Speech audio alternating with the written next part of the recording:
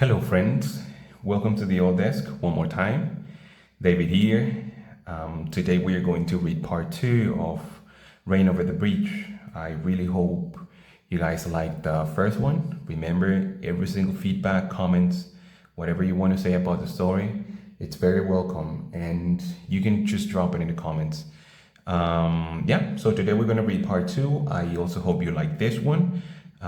Today the story just gets a little bit more intense, and now we're going to see how Daniel is going to face many things that are going to happen in his life. So without further ado, here we go. At nearly 10:30, somebody knocked on the apartment door. Two police officers stood outside drenched from rain. The other one removed his hat before speaking, and at that very moment, Daniel felt the entire world tilt sideways. There has been an accident, they announced. The details arrived in fragments that later replayed endlessly inside Daniel's mind like a curse he could not escape. Clara had left the bakery carrying paper bags filled with food. Witnesses said she stopped at the crosswalk, waiting for the light to change while sheltering beneath a borrowed umbrella. At the same moment, a black luxury car sped through the intersection at terrifying speed, ignoring the red light completely. The driver was drunk. Witnesses heard loud music blasting from the vehicle seconds before the impact. The collision shattered Clara instantly.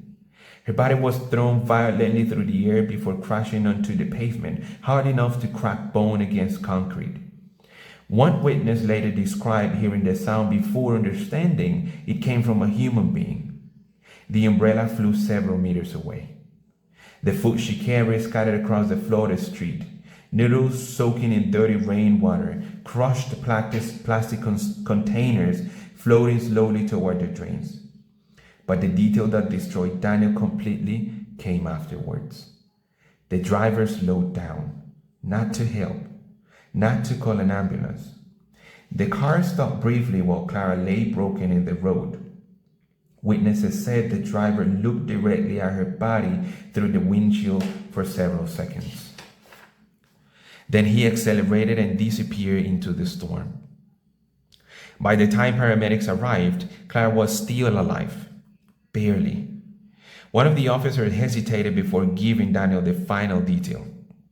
His voice quieter now, almost ashamed.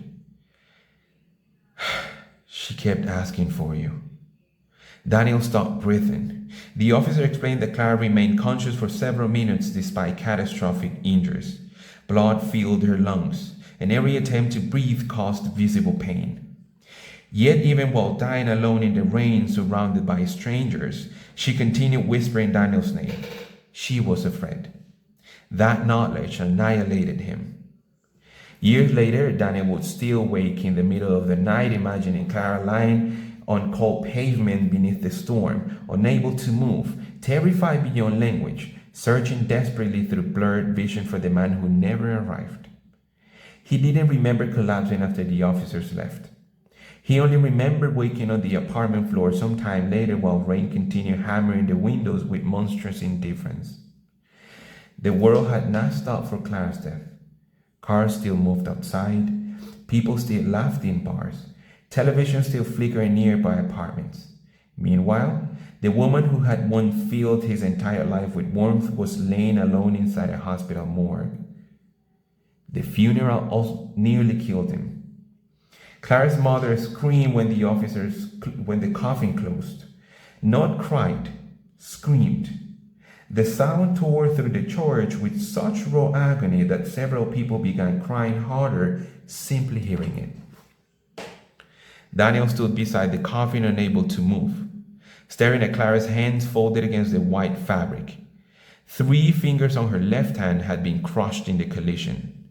He obsessed over that detail afterward.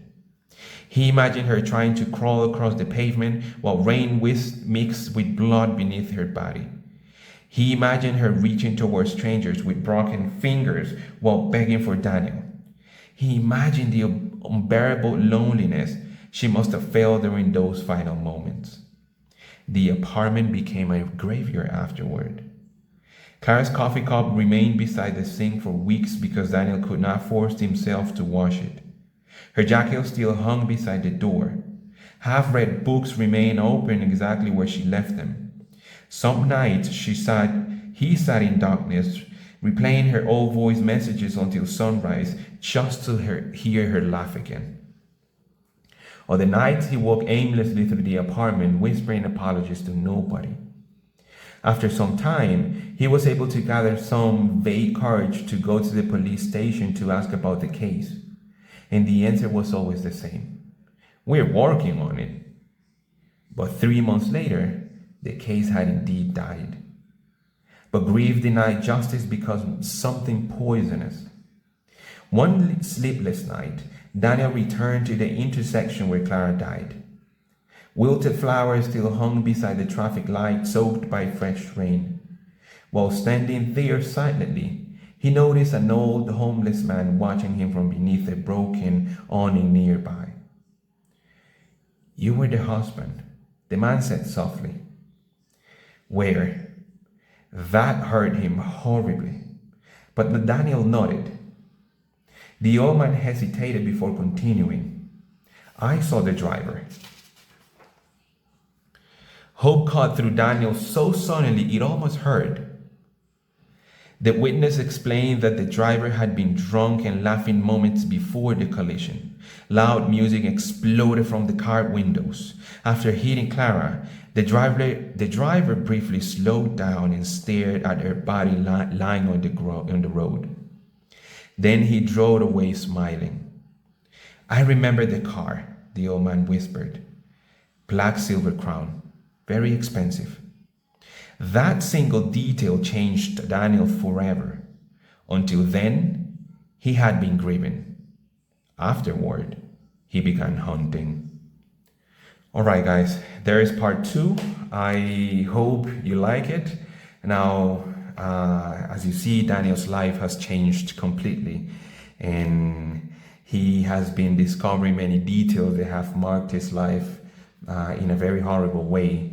But as you see at the very end of this part, now he is in this quest to see what really happened. And probably you got the hint that part 3 is just going to be the closing of all this story.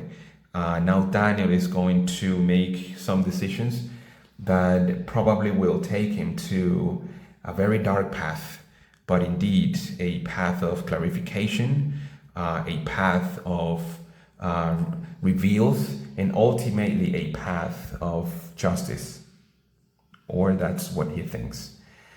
All right, so drop your comments, tell me what you think about it, drop a like. It really helps me and supports the growth of this channel. This is nothing pretentious, this is nothing out of the ordinary. I just want to have fun, tell people stories as people used to do in old times. And well, David again from my old desk. I'll see you guys in the next one. Thank you so much.